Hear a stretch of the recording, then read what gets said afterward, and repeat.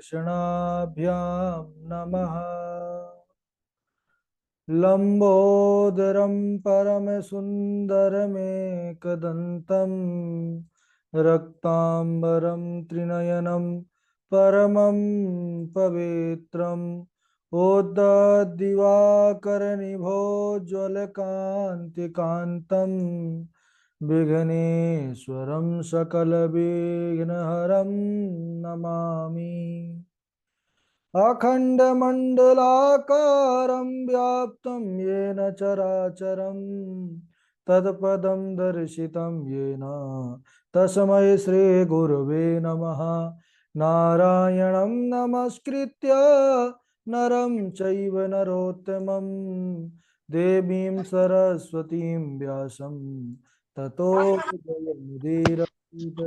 श्रीलक्ष्मीनाथसमारम्भां नाथयामुनिमध्यमाम् अस्मदाचार्यपर्यन्तां वन्दे श्रीगुरुपरम्पराम्।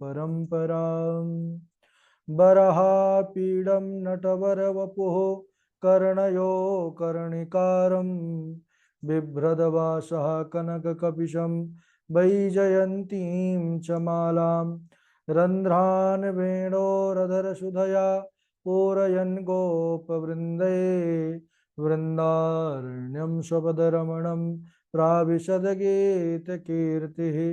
श्रीराम राम रघुनन्दन राम राम श्रीराम राम भरताग्रज राम राम श्रीराम राम रणकरकस राम राम श्रीराम राम शरणं भव राम राम।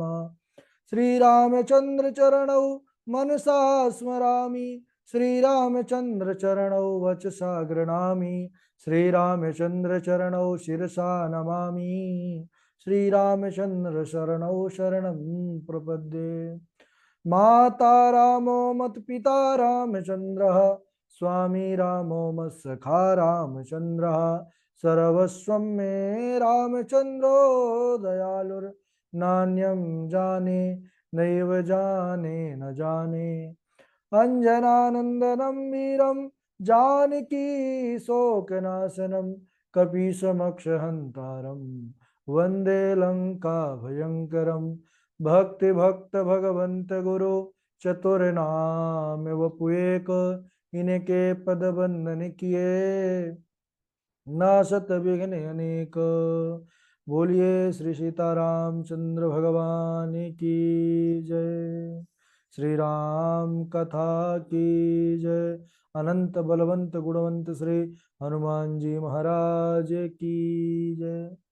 परम मंगलमय परात्पर अखिलेश्वर अखिल ही अप्रत्यनीय परमात्मा पुरुषोत्तम गुणगण निलय कौशल्यानंद नंदन परम ब्रह्म परम सौंदर्य माधुर्य लावण्य सुधार सिंधु परम आनंद रस सार सरोवर समुद्भूत पंकज कौशल्या आनंद वर्धन अवध नरेंद्र नंदन श्री रघुनंदन विदेह वनस जयंती जनक नरेंद्र नंदनी भगवती भासुती पराम्बा जगदीश्वरी माँ सुनैना की आंखों की पुतलिका विदेह जा जनक जा जनकाधिराज तनया जनक राज किशोरी वैदेही मैथिली श्री राम प्राण वल्लभा श्री जानकी जी। श्री सीतारामचंद्र भगवान दोनों युगल सरकार के पावन चरणारविंदों पर कुर्शा नमन नतमस्तक वंदन एवं अभिनंदन। चारों भैया तीनों मैया अनंत गुणवंत श्री हनुमान जी महाराज के चरणों में कोटि कोटि प्रणाम। इस राम कथा मंदाकिनी को कोटि कोटि प्रणाम। सिया राम मैं सब जग जानी करहूं प्रणाम जोर जुग पाल। आइए हम सब राम कथा मंदाकिनी पर अवगाहन करें। यह राम कथा की गंगा बड़ी ही पावन है, सबका उद्धार करने वाली है। जितने भी कलमश प्राणी पतित प्राणी सबको पावन बनाने वाली है। हम सबका परम सौभाग्य कि जहां इस कथा की इतनी बड़ी भारी महिमा है श्रवण की, और हम सब ने जीवन में अवसर प्राप्त किया है इस कथा को सीखने के लिए। और सीख करके जन जन में इसका प्रचार प्रसार करने के लिए इस समय महिमा पर बने हुए हैं। कल के दिवस में हम सब चर्चा कर रहे थे कि भगवान शंकर और माँ भवानी यह दोनों किसके प्रतीक हैं। तो बाबा जी लिखते हैं, भवानी शंकरौ वंदे श्रद्धा विश्वास रूपिणौ। भगवान शंकर और माँ जगत जननी यह किसका प्रतीक है? श्रद्धा और विश्वास। तो शिव कथा प्रारंभ में रामचरित्र के गाई गई, तो बाबा तुलसी मानो सावधान करना चाहते हैं पाठकों को, भक्तों को, जो रामचरित्र में प्रवेश कर रहे हैं, कि इस कथा की पात्रता पर ध्यान दीजिए। पात्रता क्या है? जीवन में श्रद्धा और विश्वास होगा तब राम कथा आप जो है अपने हृदय पर धारण कर पाएंगे। अगर जीवन में श्रद्धा विश्वास है तभी हम भगवान और भक्ति से परिचित हो पाएंगे। भगवान यानी श्री राघवेंद्र सरकार और भक्ति यानी माँ जगत जननी माँ सीता मैया। इस रामचरित्र को स्वयं देवों के देव महादेव ने रचा, रचि महेश निज मानस राखा। लेकिन श्रवण की इतनी बड़ी भारी महिमा है, इसीलिए जो नवधा भक्ति कही गई है भागवत जी में भी, इसमें भी अभी आएगा। भागवत जी तो हम सबने पढ़ा जाना, तो उसमें भी जो नवधा भक्ति 9 प्रकार की भक्ति कही, उसमें श्रवण, श्रवणम कीर्तनम, तो श्रवण भक्ति को प्रधान कहा गया है। तो सुनना अति आवश्यक है। तो भगवान शंकर के मन में भी इच्छा हुई कि मैं भी अपने प्रभु की कथा को सुनूं, क्योंकि सुनने से बड़े ही सुख की प्राप्ति होती है। तो वह जाते हैं एक ऋषि के पास, उनका नाम है कुंभज। कब गए? एक बार त्रेता जुग माही, शंभु गए कुंभज सिपाही। संग सती जग जननी भवानी, पूजे ऋषि अखिलेश्वर जानी। एक बार त्रेता युग माही, त्रेता युग का समय था। उस समय वह भोले बाबा जाते हैं, अकेले नहीं गए, जगत जननी अपनी धर्म पत्नी को साथ में लेकर के गए। कुंभज ऋषि के पास गए, इसीलिए सबसे बड़े गृहस्थी भोले बाबा है। कथा आदि सुनने के लिए जाएं तो साथ में अकेले नहीं जाना चाहिए। भगवान शंकर ने प्रभु के चरित्र को सुना और उनको परम सुख की प्राप्ति हुई। क्यों? यह जो राम जी की कथा है यह सुखी करने वाली है, परम सुख देने वाली है। लेकिन माता जगत जननी जो साथ में है, वह वक्ता को, वो जो वक्ता है, वक्ता को देख करके बड़े आश्चर्य में पड़ गई। कुंभज, कुंभज का तात्पर्य है घड़ा। कुंभज का अर्थ अगर समझें तो कुंभात जायते इति कुंभजः, जो कुंभ से प्रकट होता है वह कुंभज कहलाता है। यह ऋषि कुंभ से प्रकट हुए घड़े से, इसलिए इनका नाम ही हुआ कुंभज। तो वह मन में विचार कर रही हैं कि यह घड़े जो है से प्रकट हुए हैं, यह क्या कथा सुनाएंगे। और फिर वक्ता जो श्रोता की ही पूजा कर रहे हैं, तो भवानी भी आज बड़े सोच में पड़ी हुई हैं। लेकिन कुंभज ऋषि ने रामचरित्र को जब गाया, शंभुनाथ बड़े प्रेम से श्रवण किए। भोलेनाथ जब सुने तो उनको परम सुख हुआ और आनंद से भर गए, रोम रोम पुलकित हो गए। अच्छा, एक बात ध्यान देने की बात है कि वैसे सबसे बढ़िया कथा वक्ता तो कुंभज ही हो सकता है। क्यों? क्योंकि जो राम कथा है यह अथाह समुद्र है, इसका कोई पारावार नहीं है। हरि अनंत हरि कथा अनंता, कहाँ ही सुनहि बहुविधि सब संता। तो प्रभु का चरित्र, क्योंकि प्रभु स्वयं अनंत है, तो जो अनंत है उसकी कथा सीमित कैसे हो सकती है? तो प्रभु के चरित्र भी अनंत हैं। अनंत यानी जैसे सागर में जल की बूंदें कितनी है, कोई गिन सकता है क्या? अनंत बूंद है, अनंत जल है उसमें। उसी प्रकार प्रभु का यह जो चरित्र है वह भी अनंत है, अथाह सागर के समान है। अच्छा, लेकिन अगर उस सागर का जो जल है, जल का लाभ हमको लेना है, जल हमको लेना है, तो क्या ऐसा होगा कि सागर को उठा लेंगे? यह तो बस की बात नहीं है। अगर जल चाहिए, पूरा सागर जल से भरा पड़ा है सज्जनों, लेकिन जल चाहिए तो हमको कोई घड़े की, पात्र की व्यवस्था करनी पड़ेगी।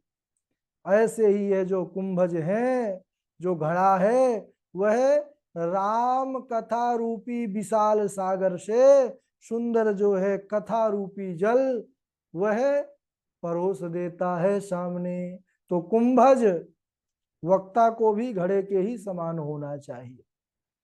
यहां पर कुंभज ऋषि से कथा को श्रवण कर भोले बाबा को सुख नहीं मिला, बोले परम सुख मानी, उनको परम सुख हुआ। अच्छा, प्रभु का चरित्र सुनने के बाद जैसे ही उठे, मन में बड़ी तीव्र इच्छा हुई कि मैं अपने स्वामी का दर्शन भी कर लूं, इष्ट का अगर मुझे दर्शन भी मिल जाए तो फिर सोने में सुहागा हो जाए। बड़ी सुंदर कथा चल रही थी अभी उनकी। अच्छा, यह समय किस समय की बात है? त्रेता युग की बात है। और इस समय दो जगह चरित्र चल रहे हैं, दो जगह राम कथा चल रही है। एक जगह तो कुंभज ऋषि महादेव को राम कथा सुना रहे हैं, और दूसरी जगह स्वयं नारायण राम रूप में आकर के और स्वयं उस चरित्र को कर रहे हैं, निभा रहे हैं। राम जी वनवास के दौरान का अपना समय बिता रहे हैं, माँ जानकी का हरण हो चुका है, रावण ने छल पूर्वक माँ जानकी का हरण किया है, और प्रभु श्री रामचंद्र अपने छोटे अनुज लक्ष्मण के साथ अपनी भार्या जानकी मैया को जो है उस वन पर ढूंढते हुए भ्रमण कर रहे हैं। भगवान शंकर ने दूर से ही देखा, जब अपने प्रभु को एकदम गदगद हो गए, और भगवान शंकर ने दूर से ही श्री रामचंद्र जी को प्रणाम किया और उनकी जय जयकार करने लगे।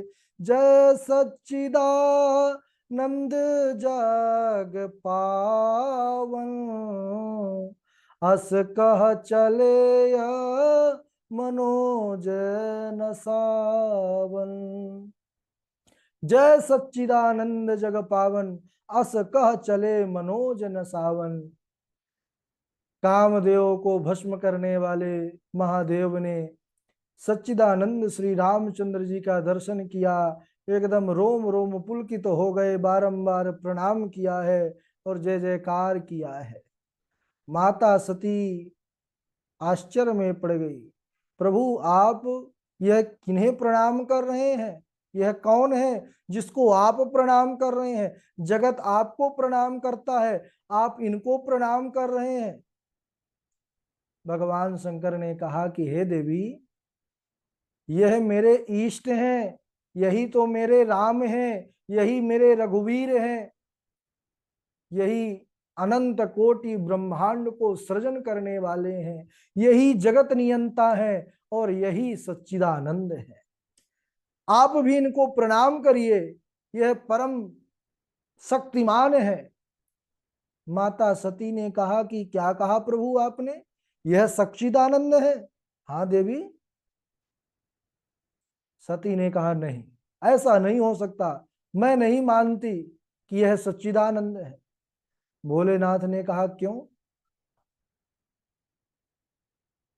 आपको क्या इसमें संशय है? देवी ने कहा कि हे नाथ, जो पत्नी वियोग में आंसू बहा रहा है, एक वन से दूसरे वन अपनी भार्या को पुकार रहा है, वह ब्रह्म कैसे हो सकता है? वह सच्चिदानंद कैसे हो सकता है? और सज्जनों, प्रभु राम जी की लीला ही ऐसी है, उनकी माया बड़ी बलवती है, अच्छे अच्छों को मोह में डाल रखी है। भगवान राम जी ऐसी लीला कर रहे हैं। माता जगत जननी को जब रावण हर ले गया है, तो भगवान की दशा ऐसी है कि वह वन पर बड़े बड़े वृक्षों से पूछ रहे हैं, लता पताओं से पूछ रहे हैं कि क्या आपने मेरी जानकी को देखा है? हे खग मृग, हे मधुकर श्रेणी, तुम देखी सीता मृग नैनी।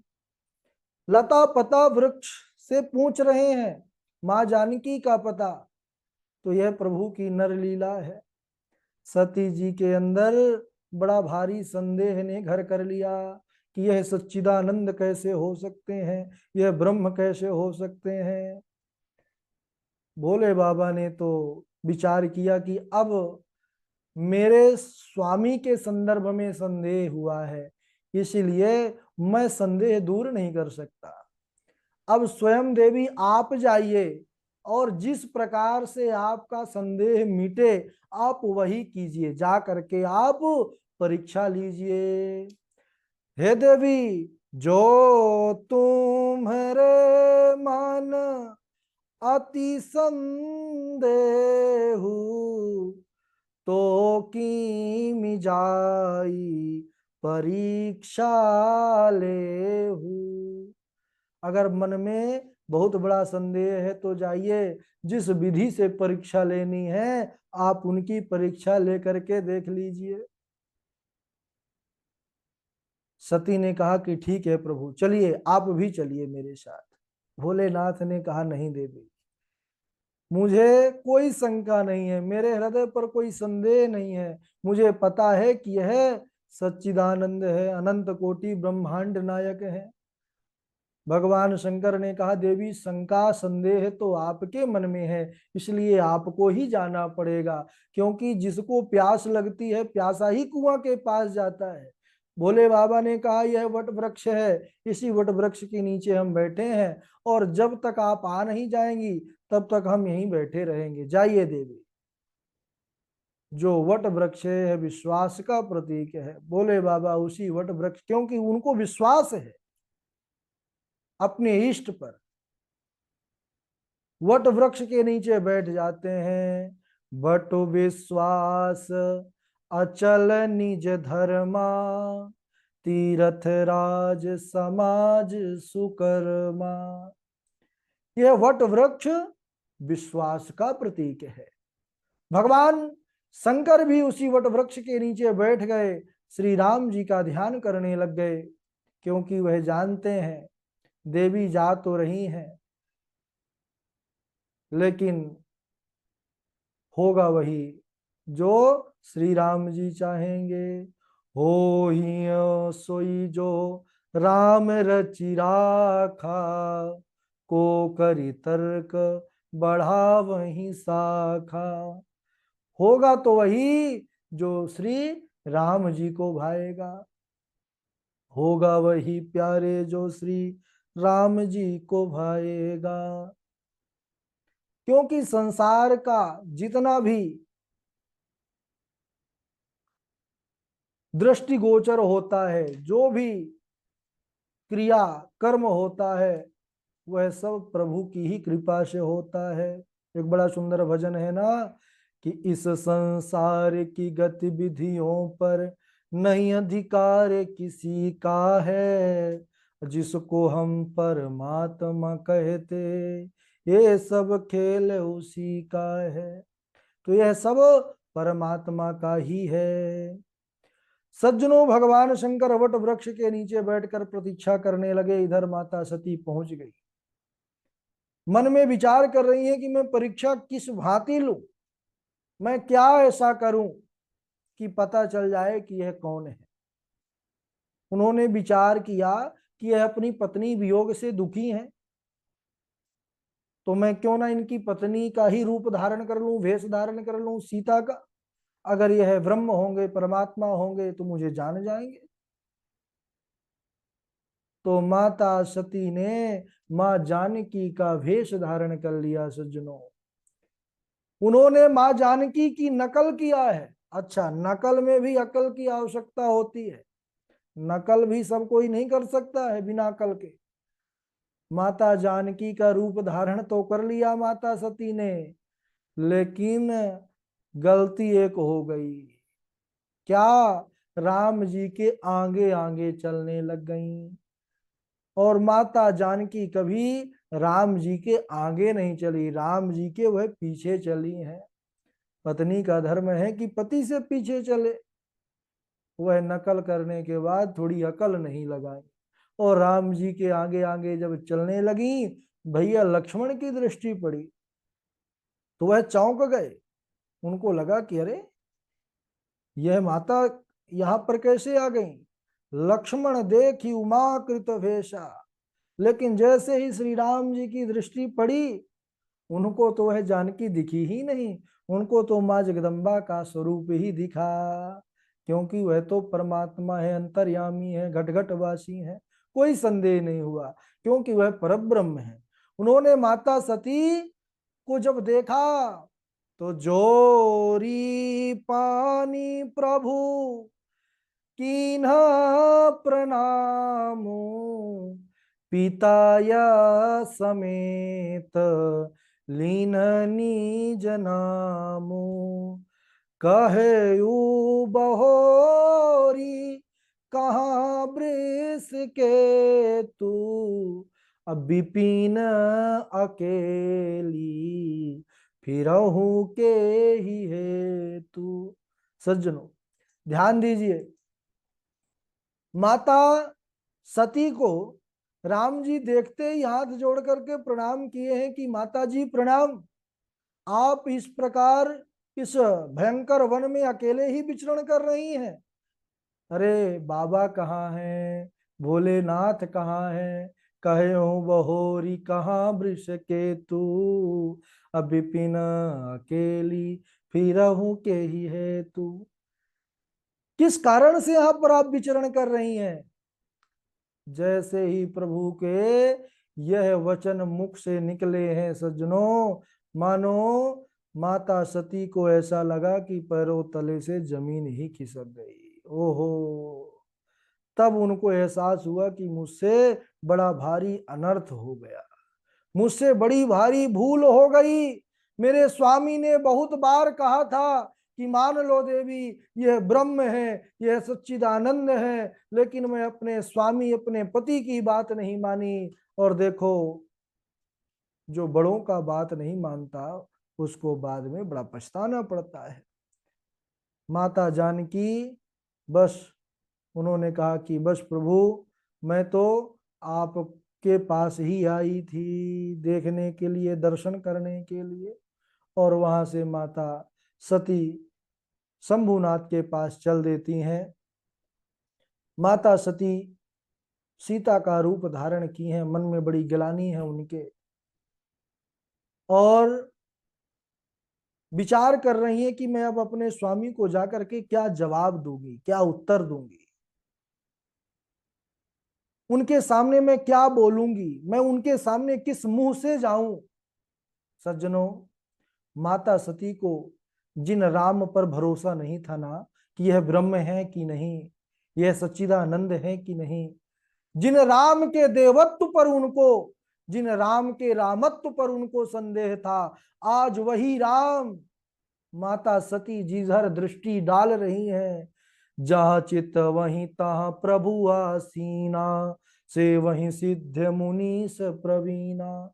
जहां चित वहीं तहां प्रभु आसीना, से वहीं सिद्ध मुनीस प्रवीणा। माता सती ने एक ऐसी झांकी देखी है प्रभु की कि देखते रह गई। जहां चित वहीं, जहां पर दृष्टि डालती हैं वहीं पर उनको श्री राम जी दिखाई दे रहे हैं। और इतना ही नहीं, सेवहि सिद्ध मुनीश प्रवीणा, बड़े बड़े देवता, बड़े बड़े सिद्ध मुनि लोग उनकी सेवा कर रहे हैं, उनकी स्तुति कर रहे हैं। तब समझ गई, उन्होंने प्रभु को, प्रभु की माया को हाथ जोड़कर सिर नवाया है, और इसके बाद वह भगवान शंकर के समीप पहुंच गई हैं। भगवान शंकर ने कहा, देवी आइए, स्वागत है आपका। देवी से कहने लगे कि आपने हमारे प्रभु की परीक्षा लेने का संकल्प लेकर यहां से जो गई थी, तो सो आपने परीक्षा लिया? माता सती कुछ नहीं बोल रही, चुप है। भोलेनाथ ने पूछा कि देवी कहिए, किस भांति, किस प्रकार आपने हमारे स्वामी की परीक्षा लिया है? तब भी माता सती शांत है। माता सती कुछ जब जवाब नहीं दे रही, प्रत्युत्तर में कुछ बोल नहीं रही, तब भोलेनाथ समझ गए निश्चित ही कुछ बात हुई है। और भोले बाबा ने नेत्र बंद किए हैं, ध्यानावस्थित हुए हैं, ध्यान में सारी बात को, सारी घटना को देखे हैं। उसके बाद क्या हुआ सज्जनों, भगवान शंकर को बड़ा सोच हुआ है, उनके हृदय पर बड़ी वेदना और बड़ा कष्ट हुआ है, बड़ा दुख हुआ है। उसके बाद उन्होंने बड़ा भारी एक प्रतिज्ञा किया है, प्रण किया है। कैसी प्रतिज्ञा, कैसा प्रण, यह आप सब जानते हैं, लेकिन आज समय हो चुका है, इसको हम अगले दिवस श्रवण करेंगे। आज यहीं तक। बोलिए श्री रामचंद्र भगवान की जय, राघवेंद्र सरकार की जय। आप लोग यहाँ तक की कथा अपने नोटबुक डायरी पर लिखें। देखिए, लिखना बहुत जरूरी है। हो सकता है बहुत लोग, थोड़ा सा व्यस्तता ज़्यादा है, कई लोग जॉब आदि पर भी हैं, कई लोगों के पास तरह तरह के कार्य भी हैं। तो अगर थोड़ा भी समय मिले तो लिखिएगा जरूर, क्योंकि लिखने से वह चरित्र बहुत जल्दी हृदय पर बैठ जाता है। तो अगर जिसके पास पूरा समय है तो डेली का डेली लिखिए, जिसके पास एकदम समय का अभाव है तो जब समय मिले तब लिखिए, लेकिन लिखिए जरूर। अब बारी बारी से श्लोक सुनाएंगे सब लोग। सबसे पहले हमारे विशाल जी हैं, विशाल जी के बाद श्लोक कहने को चौपाई है, श्लोक भी था शायद। विशाल जी हैं, अखिलेश द्विवेदी जी हैं, जो भेजा गया था कल वही सुनाना है, अपने मन से अब नहीं सुनाना है। ठीक है, अभी तक 2-3 दिन अपने मन से सुनाए हैं आप लोग। उसके बाद हमारे झा जी हैं, डॉक्टर साहब हैं, देवेश जी हैं, नियति जी हैं, पावनी जी हैं, नंदा देवी जी हैं, और रशिका शर्मा जी हैं, के एस वाजपेयी जी हैं, राजेंद्र प्रसाद जी हैं, अमित तिवारी जी हैं, चेतना देवी जी हैं, सुष्मिता त्रिपाठी जी हैं, नंदा देवी जी हैं। ठीक है, शाम्भवी शुक्ला जी भी आज से जुड़ चुकी हैं, ये भी सुनाएंगी। और अवध बिहारी जी भी हैं। ठीक है, नंद जी भी हैं। स्वागत है। विशाल जी प्रारंभ करेंगे। दंडवत प्रणाम गुरुदेव। जय श्रीनारायण।